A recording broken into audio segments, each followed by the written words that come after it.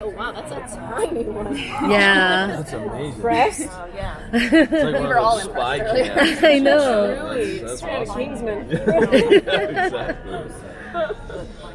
Good morning. morning. Thank you for being here. Thank you. Thank you. It's great. Now we get to go to the panel, so it works out. So, Jeanine, how excited were you to know that Liz is going to be like a person of color? Oh, yeah, so excited.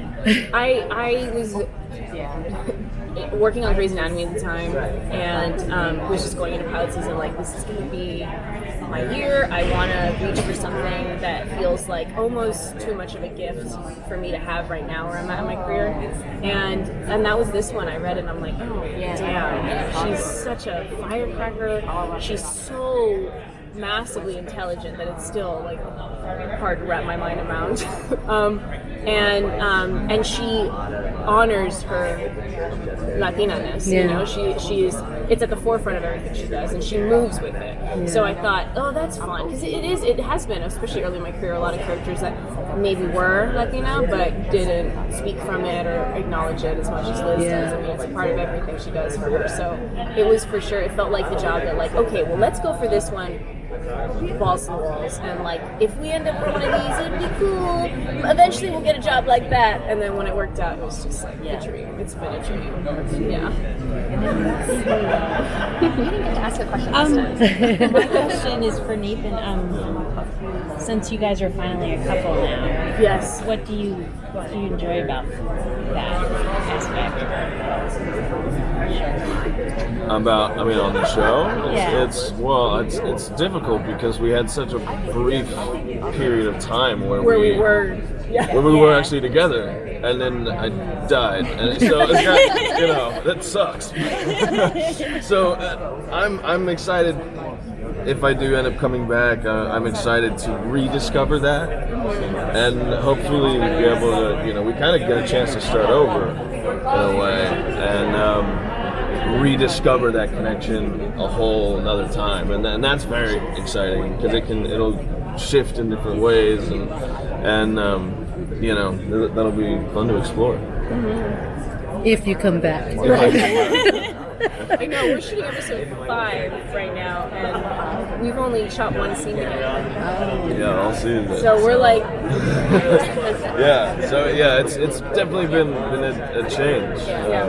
But yeah, we'll see what happens. Well, I want to talk just a little bit about your upcoming relationship and rediscovering it with your sister. who is now Yes. back. Thank you. Thank you. Looking You're out. welcome. You're welcome. One of my favorite moments in season 1 is when you're getting ready for the gala and you're sitting in your room and just staring at the emptiness on the other half of the room. And so I want to talk about the journey of coming home, this homecoming journey that you had in season 1, and how much you've changed and you've just come to terms with losing your sister and what the town's attitude is. But now going back into season 2, having to sort of readjust everything that you've come to know about this character and like where she got to at the end of season 1. Totally. I mean, it was so exciting to think about what being, 10 years older than my older sister, which is a line I actually say in season 2. And it was just that adjustment of, she is still very much dealing with the heavy stuff that she was dealing with as a 19-year-old when she lost her life. And she's not well. She suffers with bipolar disorder, and she's struggling with that, and she has an addiction problem, and those are still things that are a part of our relationship and make the juxtaposition of the joy of having her back and getting a physical meeting with her, but the complications that it's like, there's big secrets. How do I make sure I'm taking care of you and I'm being okay while I'm trying to save it and do something that's impossible and do it in a timely manner? So that has all that's felt very much in the pocket of the sci-fi-ness of the show, which has been really fun to honor. And then I just love Amber Midthunder with like every ounce of my being, and we do look a lot alike. You do, just off the top. But now this weird thing is happening because in the absence of Max, I've had most of my scenes have been with Rosa and like working with her, and it's gotten to a point now where we're like sharing mannerisms and like we're freaking out the crew. We're just like starting to like get more and more like Well, you each have a other. great sibling dynamic to compete with. You know, exactly. We're stepping it up. No, it's been so fun because we're just like finding nuances like that, even unintentionally, where we're like, and we'll like both throw our head back in the same direction. And it's like, you guys freaking plan that? Not really, no. So it's been so fun. So fun.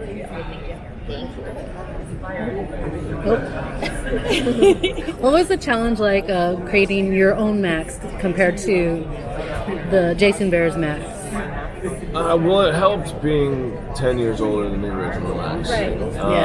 You know, who we are in high school changes so drastically in the first 10 years when you leave high school and you realize the world doesn't end then, and you have to get a job, and then that has its own problems, and then you have family issues to deal with, and then you know, so I was able to actually start with quite a clean slate, and just build a whole 10-year history that no one has seen before, and that for me allowed me to have a jumping off point that I wouldn't have had if they were like, you're 18 again, just pick up where the other one left off. And it's like, just rewatch every episode, you know, study Also, everything. you're like, let me get a face. Yeah. I don't know what that work, guys. Let me get a peel so I don't, you know, look 40.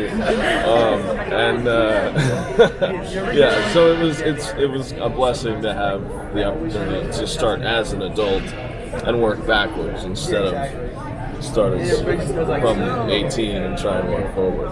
That plays into the relationships too, like both with Rosa and with us, like finding each other again, is that we are adults. I think there's more preciousness. You really know what it means to have a relationship in your life that is like a beacon in your life, you know, pillar. And so the fighting for it feels much more desperate. You know? also just have a better understanding of loss. Yeah, at that's true. Exactly. You know, when you're 18, the biggest thing you lose is like a football game or like, you know, your prom date says no. And that's the end of the world. You know, when you're 28, you probably lost friends. You've lost loved ones. You know, you've lost a lot more. And that makes what you can then gain so much more valuable and precious. So it really just opens up the world of you know, the yin and yang of what you can play with. Yeah. It feels bigger. Yeah. Thank you very much. Thank you. Thank y'all so much. See you soon. Yes.